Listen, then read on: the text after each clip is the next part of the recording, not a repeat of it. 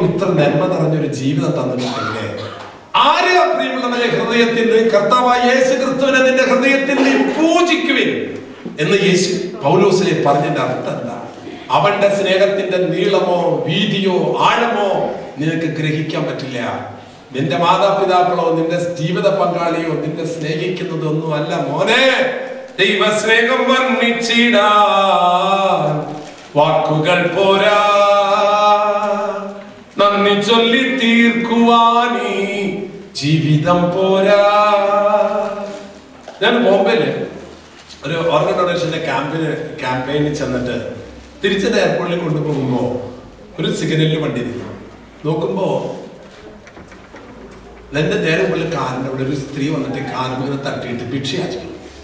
ഞാൻ നോക്കി ഈ പെണ്ണിന് വല്ല പണിക്ക് പോകൂടെ? ഇത് ഞാൻ ചോദിച്ചു ഡ്രൈവറോട്, ഇതെന്ത് ഇവരിങ്ങനെ ഭിക്ഷ പണിക്ക് പോകൂടെ? അത് നല്ല ഡ്രസ്സൊക്കെ കഴിഞ്ഞിട്ട് ഡ്രൈവറോട് പറഞ്ഞു, അച്ഛന് മനസ്സിലായില്ലേ? ഇല്ല, ഇവരുടെ അച്ഛൻ ചക്കകൾ. ചക്ക എന്താ അച്ഛൻ? ആണല്ല പെണ്ണുമല്ല. നമുക്ക് പെട്ടെന്ന് ചിരി വന്നു. നമ്മളാണെങ്കിൽ ജനിച്ചെന്ന രീതിയിൽ നമുക്ക് ചിരി വരില്ല. പെട്ടെന്ന് നമ്മുടെ മനസ്സ് എങ്ങനെയാണെന്നറിയാം. വെല്ലോന്റെ അവസ്ഥ കാണുമ്പോൾ നമുക്കത് ഫീൽ ചെയ്യണില്ല. നമുക്കൊരു കുട്ടി ആണും പെണ്ണാത്തും ജനിച്ചാൽ നമ്മളെങ്ങനെയായിരിക്കും? നമ്മളറിയാം. ഞാൻ കുട്ടികൾ പറയില്ല, നമ്മുടെ മനസ്സെങ്ങനെയാ? ഞാനത് കടന്നു ചോദിച്ചപ്പോ ഇവര് മാതാപിതാക്കൾ ഉപേക്ഷിക്കും, ഇവര് സ്കൂളിൽ പഠിപ്പിക്കില്ല, ജോലി ഇവർക്ക് കൊടുക്കില്ല, ഇവര് കല്യാണമില്ല, കുട്ടിയില്ല, വീടില്ല. ഇവരപ്പം എങ്ങനെ ജീവിക്കരുത്? കൂട്ടം കൂടി ഇങ്ങനെ ചാരയെ കുടിച്ചൊക്കെ ജീവിക്കും. സൗന്ദര്യമുള്ള ഒറ്റകളെ സെക്സ് വർക്കിന് കൊണ്ടുപോകും, വേശ്യാവൃത്തിക്ക്. ആ പണിയെ അവർക്ക് ചെയ്യാൻ പറ്റുള്ളൂ ഈ ഭൂലോകത്ത്. വേറൊരു പണിക്ക് അവർ എടുക്കില്ല. ആലോചിക്കുന്നത്, ഞാൻ നിങ്ങൾ ജനിച്ചപ്പോ ഞാനൊരു പുരുഷനായി ജനിക്കാൻ എൻ്റെ അമ്മയുടെ പുണ്യമാണ് അല്ല പ്രേമ. അതാ പൗലോസിനെ പറയുക, ദൈവമേ നിനക്ക് എന്ത് ചെന്നിട്ട് ഞാൻ നന്ദി പറയും. കർത്താവെനിക്ക് നൽകിയ നന്മകളോർക്കുമ്പോൾ എന്തു ഞാൻ പകരം നൽകും അവിടത്തേക്ക് യഥോചിതം. എന്റെ രക്ഷാപാനപാത്രമെടുത്തു ഞാൻ കർത്തൃനാമം വിളിച്ചപേക്ഷിക്കും അന്വയം. ഞാനൊരു പുരോഹിതനായി ഇവിടെ ഈ ലോകത്ത് ജീവിക്കുമ്പോ എന്തോരം കൊടുത്താലാണെന്നറിയോ പ്രിയമുള്ളവരെ? ദൈവത്തിന് മുമ്പിൽ എന്റെ കണക്ക് തീരില്ല. നിങ്ങളെന്ന് കുടുംബജീവിതം നയിക്കുന്ന നിങ്ങൾക്ക് മക്കളുണ്ട്. ഇന്നലെ വന്നിട്ടുണ്ടായിരുന്നു എന്റെ അടുത്ത് UK ജീവിക്കുന്ന ഒരു ചേച്ചി, നേഴ്സ്, കുടുംബജീവിതം നയിക്കുന്നു, മക്കളുണ്ടായിട്ടില്ല. അറിയില്ല അതിന്റെ ദുഃഖം മക്കളുണ്ട് നിങ്ങൾക്ക്. മക്കൾക്ക് ദുഃഖം ഉണ്ടാവാണ്ടിരിക്കാനും നോക്കണം, അവിടെ ഉണ്ടാവാനാണ് നോക്കണം. വ്യത്യാസം കേട്ടോ. തമ്പുരാൻ നൽകിയ നന്മകള് ഒന്നെണ്ണി നോക്കൂ പ്രിയമുള്ളവരെ. വീട്ടിട്ടുണ്ടോ? ഞാൻ കടമിട്ടാന്ന് പറയുന്നത് 3-ാം തീയതി ചാടുന്നൊക്കെ കടമിട്ടാൻ വേണ്ടിയിട്ടുണ്ട്. ഞാൻ 3-ാം തീയതി 15,000 അടിയിൽ പൊളിന്ന് ലങ്കാസ് ചാടുന്നു. കാരണം ഞാൻ ഒരു പുരോഹിതനാകാൻ കാരണം എന്റെയോ എന്റെ മാതാപിതാക്കളുടെയോ പുണ്യമല്ല പ്രിയമുള്ളവരെ.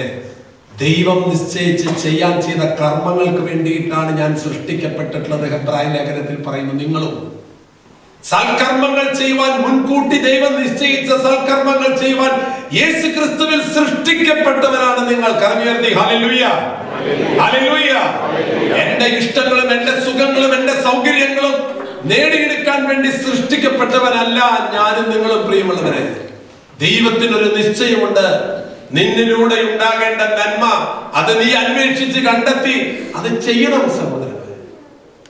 അതുകൊണ്ടാണ് ഞാനിപ്പോ 25 വർഷമായി അച്ഛനായിട്ട്. കഴിഞ്ഞ ഡിസംബറിലേക്ക് എനിക്കൊരു ബാങ്ക് അക്കൗണ്ട് ഇല്ല, എനിക്കൊരു പ്രോപ്പർട്ടി ഇല്ല. എൻ്റെ ഈ ബോഡി മരിച്ചു കഴിഞ്ഞാൽ ശവടപ്പണി നിങ്ങൾക്ക് വരാൻ പറ്റിയില്ലെങ്കിൽ ലേറ്റ് ആയിട്ട് വരുന്നവരുടെ ശ്രദ്ധയ്ക്ക് തൃശ്ശൂർ മെഡിക്കൽ കോളേജിലേക്ക് വന്നാൽ മതി. എൻ്റെ ബോഡി ഇവിടെ എഴുതി കൊടുത്തിട്ടുണ്ട്. ഈ ബോഡി മെഡിക്കൽ കോളേജിനെ കൊണ്ടുവച്ച് ഡോക്ടർ അവൻ പഠിക്കുന്ന കുട്ടികൾ കീറി മുറിച്ച് എൻ്റെ ബോഡി പഠിച്ച് അവൾ ഡോക്ടറായിട്ടൊരു രോഗിയെ ചികിത്സിക്കുമ്പോൾ എനിക്ക് എൻ്റെ ബോഡി കീറി കൊടുത്തേണ്ട പല തമ്പുരാൻ തരും. എൻ്റെ അമ്മയും അപ്പനെയും പ്രതീക്ഷിച്ചിട്ടല്ല ഞാൻ ജീവിക്കേണ്ടത്. എൻ്റെ ജീവിതം കൊണ്ട് എന്ത് നന്മ ചെയ്യാൻ പറ്റും? ഞാൻ നിങ്ങളോട് പറയുന്നത്, ഇന്ന് നമ്മൾ പ്രസംഗിക്കേണ്ട സുവിശേഷം നമ്മളാ. ഞാനാണ് സുവിശേഷമാകേണ്ടത്. സുവിശേഷം ഇവിടെ ഇരുന്നാ പോരാ. എന്റെയും നിങ്ങളുടെ ജീവിതം പറയുന്ന കാര്യങ്ങൾ പ്രവർത്തിക്കണം. പ്രിയമുള്ളവരെ, ഞാൻ അടുത്തുള്ള ദിവസം പറയുന്നു, വിശ്വാസം എന്ന് പറയുന്നത് വിശ്വസിക്കുന്നു എന്ന് പറയുന്നതിലല്ല, നിന്റെ വിശ്വാസം പ്രവൃത്തികൾ കൊണ്ട് കാണിച്ചു കൊടുക്കണം. ഈ ലോകത്തിലെ മനുഷ്യർക്ക് ഞാൻ യേശു ക്രിസ്തുവിൽ വിശ്വാസം അർപ്പിക്കുന്നുവെന്ന് ജീവിതം കൊണ്ട് കാണിച്ചു കൊടുക്കണം. അവിടെയാണ് പ്രിയമുള്ളവരെ നമ്മൾ പരാജയം. അവിടെയാണ് നമ്മുടെ ജീവിതത്തിന് വിജയം ഉണ്ടാകുക. സെബസ്ത്യാനോസ് കാണിച്ചു കൊടുത്തു. ഈ രാജ്യം UK എത്രയോ മനുഷ്യർ യേശു ക്രിസ്തുവിലുള്ള വിശ്വാസത്തെ പ്രതി കഴുത്ത് വെച്ചു കൊടുത്തിട്ട് അറുത്ത് രക്തം ചിന്തിയ നാടകത് തോമസ് മൂർ.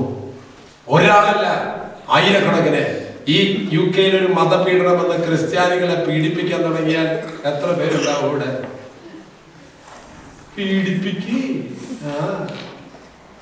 എത്ര മനുഷ്യർ ഇവിടെ യേശു ക്രിസ്തുവിന് വേണ്ടി മരിച്ച നാടാ പ്രിയമുള്ളവരെ നമ്മളൊക്കെ. ഞാനിവിടുത്തെ ഒരു കത്തീഡ്രലിൽ പോയി. തമ്പുരാനിൽ 1000 വർഷം മുമ്പ് പണിത കത്തീഡ്രൽ, സുന്ദർലാൻഡില് കത്തോലിക്കൽ പണിത പള്ളി. നമ്മുടെ നാട്ടിൽ നിന്ന് പള്ളിപ്പണിയുണ്ട്. അതിന് നമ്മുടെ സംഭാവന പള്ളിപ്പണിയിലല്ലേ. എന്റെ ഒരു 10 ലക്ഷം.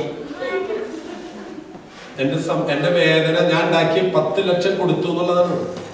1000 വർഷങ്ങൾക്ക് മുമ്പ് പള്ളി പണിയുമ്പോൾ ആൾക്കാര് പണം കൊടുത്തിട്ടാണ് കോൺട്രിബ്യൂട്ട് ചെയ്തത്? അല്ല. ഞാനുണ്ടോ പള്ളി പണിയ? ആരോഗ്യം, സമയം. അവിടെ പണം ഉണ്ടായിരുന്നു 1000 വർഷം മുമ്പ്? ഇല്ല. ഉള്ളിലുണ്ടായിരുന്നു വിശ്വാസം. ആ പള്ളി കാണുമ്പോൾ ഞാൻ ദൈവം എങ്ങനെയാണ് പോളിക്കൊക്കെ കല്ലെത്തിച്ച്. അത് അവരുടെ ഹൃദയത്തിന്റെ തീവ്രമായ സ്നേഹത്തിന്റെയും വിശ്വാസത്തിന്റെയും ഫലം.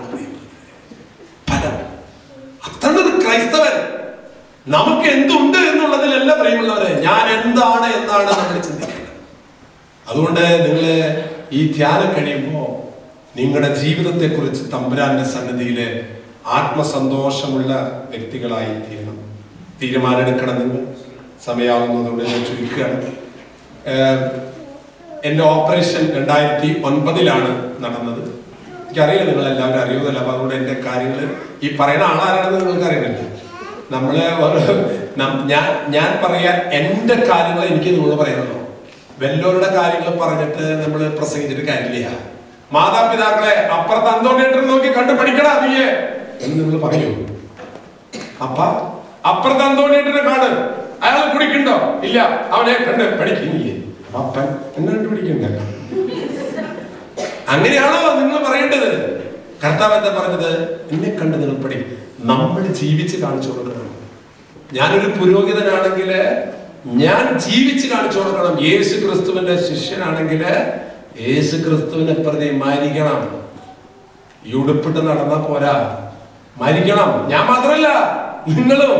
ഈ ജീവനെ എല്ലാ പ്രിയമുള്ളവരെ സ്നേഹിക്കേണ്ടത്, ഈ ജീവനെ നൽകിയ ദൈവത്തെയാണ് സ്നേഹിക്കേണ്ടത്. അത് നിങ്ങളുടെ ഉള്ളിലൂടെ കത്തിയാലല്ല, നിങ്ങളൊരു പുതിയ സൃഷ്ടിയാണ്. ഒരു പുതിയ ജീവിതം നിങ്ങൾക്കുണ്ടാകും. നിങ്ങൾ തൊട്ടാൽ മതി നിങ്ങളുടെ മക്കളുടെ തലയിലെ ആ കുട്ടിയിലെ ആത്മീയ ഉണർവുണ്ടാകും. കാരണം നിങ്ങളുടെ ഉള്ളിൽ ഉണ്ടാവണ. ഒരപ്പൻ പറഞ്ഞു, അപ്പൻ തലയിൽ വെച്ച് പ്രാർത്ഥിക്കും മക്കളുടെ. ഇല്ല, ഞാൻ തൊടണില്ല. എന്ത്? ഞാൻ തൊടണ്ട. എന്താ? വേണ്ട അച്ഛാ, ഞാൻ തൊടണില്ല എൻ്റെ മോന്റെ തലയില്. അയാളുടെ ഉള്ളിൽ പറഞ്ഞ് തൊടണ്ടാന്ന്. സഹോദരങ്ങളെ, നമ്മുടെ ഉള്ളിലാണ് തീവ്രത ഉണ്ടാക്കേണ്ടത്. നാളെ നമ്മൾ ധ്യാനം തുടങ്ങുകയാണ്. വീണ്ടും നമ്മൾ തുടരുകയാണ്. സമയമായതുകൊണ്ട് ഞാൻ ചോദിക്കാണ്. 2010 എൻ്റെ ഓപ്പറേഷന് ശേഷം കൈരളി ചാനലില് എന്നോട് ചില കാര്യങ്ങളൊക്കെ ചോദിച്ചു. അപ്പൊ ഞാൻ എൻ്റെ ജീവിതത്തിൽ എന്തുകൊണ്ട് ഞാനിതിങ്ങനെ ചെയ്യാനിടയായി എന്നതിനെ കുറിച്ച് വിരിച്ചൊരു കാര്യം വന്നിട്ടുണ്ട്. അത് നിങ്ങൾക്ക് ഞാൻ പറയണ്ട, വേറൊരാൾ പറയുന്നത് നിങ്ങൾക്ക് കാണാനായിട്ട് അവസരം ഉണ്ടാകാം. അതിനുശേഷം നമ്മളൊരു പ്രാർത്ഥനയോടുകൂടെ ഇത് ധ്യാനം ഒരു 9-9:15 നമ്മൾ അവസാനിപ്പിക്കുന്നത്. ഒരു 10 മിനിറ്റ് 10-12 മിനിറ്റ് സമയം തോന്നുന്നു. അതുകൂടെ നമുക്കിപ്പോൾ കാണാം.